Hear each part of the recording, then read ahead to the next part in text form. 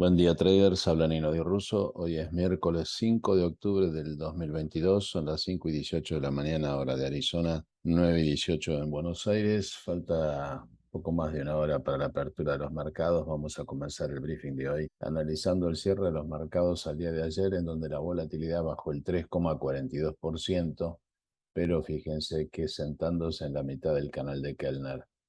La parte positiva es que de alguna manera se viene el cruce del MACD y eso augura caídas o fragilidad en la volatilidad. Como era de esperar, la reacción fue positiva en todos los índices, en particular SPY, Standard Poor's, creció el 3,10% con una vela muy potente, pero que llegó hasta la mitad del canal de Kellner y ahí se quedó. En lo que se refiere al ADX, observamos que el DMI negativo cruzó la línea de ADX con pendiente negativa, lo cual para nosotros es la señal de heads up. No todavía entrar, pero estar atento para subirnos o no al mercado. En el caso del Nasdaq, la subida fue del 3,14%, también testeó el canal de Kellner por abajo. Fíjense que se viene el cruce del MACD, misma situación con el ADX, pero a no confundirse que como todavía el mercado está en falla, no está garantizado que este sea un rebote potente. En lo que se refiere al Dow Jones, 283 arriba, también muy potente. Se vino el MACD del cruce, llegó a cruzar la mitad del canal de Kellner. En el caso del Russell 2000, la condición fue parecida, 3,96% arriba. Es el rebote más potente de todos los índices y donde claramente se vio el cruce del MACD. Es una subida realmente impresionante en el caso del Russell 2000. En lo que se refiere a la estructura de los índices, recuerden, en los últimos 40 años, el mes de octubre, en 12 oportunidades, fue el fin de un mercado bearish, pero también fue en dos ocasiones el mes de la debacle de mercados. Así que no está nada dicho de que este puede ser el final de este ciclo de caída o recesivo. En lo que se refiere a la estructura general del mercado, recuerden que se vienen las elecciones legislativas y, bueno, puede haber alguna sorpresa en cuanto a la gestión de la Reserva Federal en ese sentido, que con que diga que no sube la tasa de interés podría ser un notición para el mercado. En el caso del petróleo, la suba ayer fue del 3,52%, pero fíjense que hizo un doji con patas muy largas y esto al final de un ciclo alcista significa incertidumbre. Más allá de que vemos un cruce del MACD, el patrón de largo plazo es un rounding top, en donde vemos también un dead cross, quiere decir que la tendencia de largo plazo del petróleo es a bajar, lo cual le va a quitar presión a la inflación generalizada mundial. En lo que se refiere al gas natural, la presión fue alcista, 4,52% hacia arriba. Fíjense, después del largo patrón hombro, cabeza, hombro, es como que encontró el piso en la SMA de 200. Vamos a ver cómo continúa esto en lo que se refiere a la inflación mundial. Obviamente lo afecta. Seguimos con los rendimientos de los bonos de 35 años invertidos, lo cual, como ya lo hemos dicho tantas veces, esto anuncia recesión. En lo que se refiere al rendimiento de los bonos a 10 años, vemos 2,38 arriba esta mañana, instalándose en un valor de 37,83, perdón, 37,03, es prácticamente 3,7%. Así que acá vamos a ver la misma presión de los últimos días en cuanto a que es necesaria aumentar la tasa de interés para poder equilibrar la inflación. En lo que se refiere a Grupo Galicia, la suba ayer fue del 0,50%, logró trascender transitoriamente la SMA de 50 y volvió a fallar, así que lo más probable es que esto esté en un Blue Ice Failure y siga para abajo. Vamos a ver qué pasa en el día de hoy. En lo que se refiere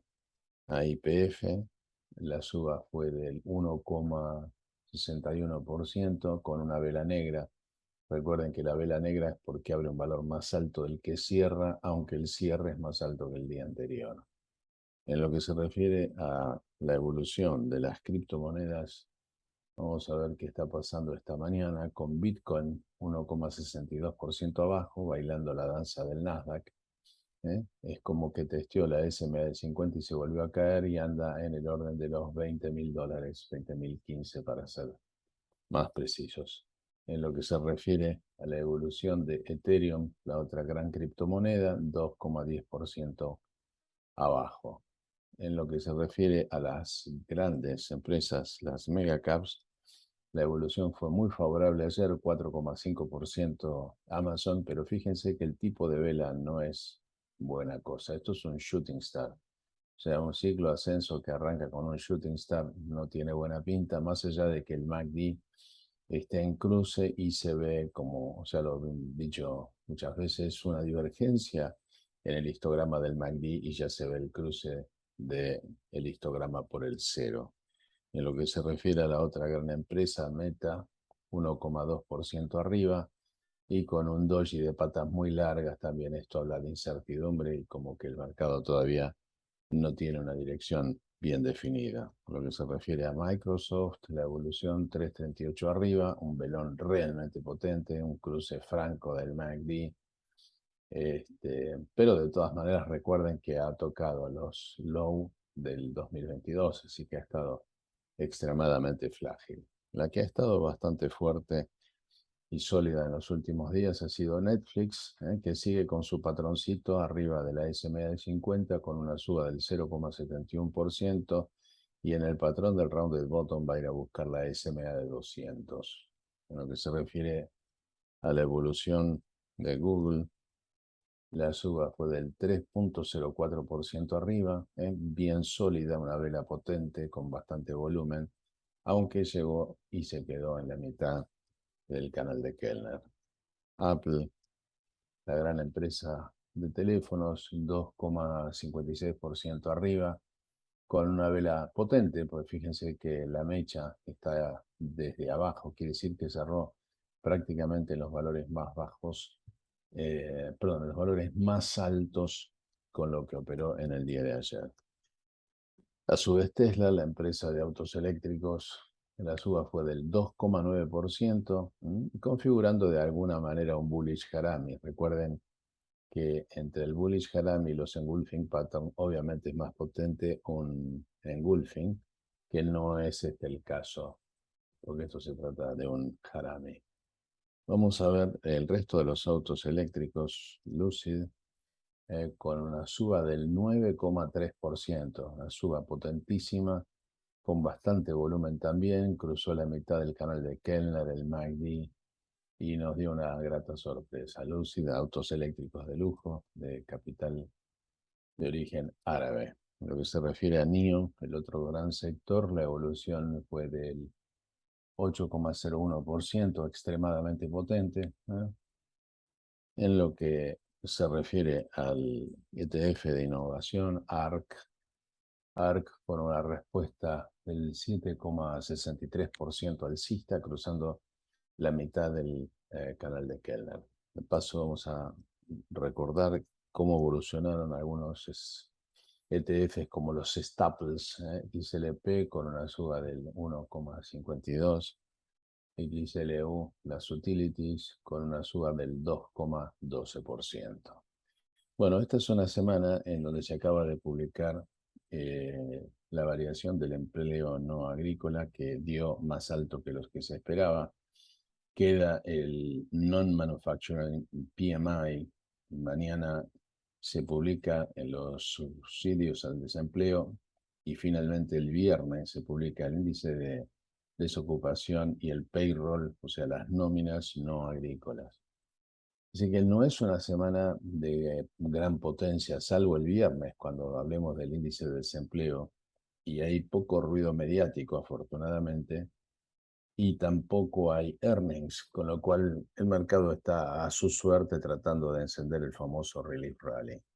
Esta mañana la volatilidad está a 1,8% arriba, los futuros de la volatilidad, que claramente encontraron soporte en el Trendinator, más allá de que el Commodity Channel Index de largo plazo tiene pendiente negativa y ya tenemos una señal de caída en el DPO. Recuerden que el DPO son las bandas de Bollinger de un RSI. Vimos T2122 en el día de ayer en un ciclo expansivo. Le queda poco por ascender, pero le queda, ¿no? Recuerden, quedan 2 días para que se complete esta semana, ¿no? En lo que se refiere al RSI, todavía no terminó su ciclo de ascenso en un movimiento que fue anunciado por esta divergencia que lo indicamos hace varios días. El RSI Stochastic está todavía en ciclo alcista. El RSI de la semana nos está diciendo que está iniciando su ciclo con commodity alcista, pero en la práctica lo que acá vemos es que en el caso del Nasdaq, la vela llegó a testear el Trendinator por abajo, arriba del EMA3, EMA8 y del Volatility Stop, pero no logró ponerse arriba. Fíjense, lo testeó y falló. Así que mucho cuidado con esto, que no sea el caso de una nueva falla para continuar hacia abajo. Vamos a ver cómo evoluciona en los 2 días que quedan para completar la semana. En el caso de Standard Poor's, la caída esta mañana es de unos 30 y pico de puntos, misma condición, había roto el Trendinator, lo tomó como una resistencia y se volvió a caer. Vamos a ver qué es lo que pasa en el día de hoy.